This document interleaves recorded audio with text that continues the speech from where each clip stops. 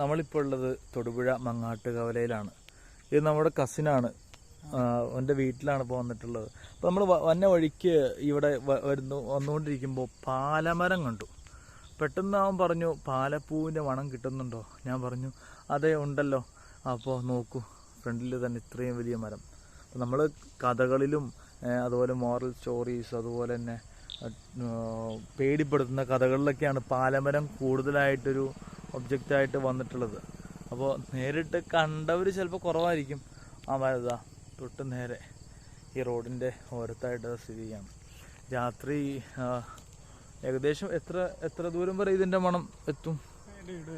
വരും. അപ്പോൾ ഇവൻ്റെ വീടെന്ന് പറയുമ്പോൾ 1 കിലോമീറ്ററിൻ്റെ അടുത്ത് എന്തായാലും അല്ല, 1 കിലോമീറ്റർ ഇല്ലല്ലോ, ഒരു 1/2 കിലോമീറ്ററിൻ്റെ ഡിസ്റ്റൻസിൽ വരും.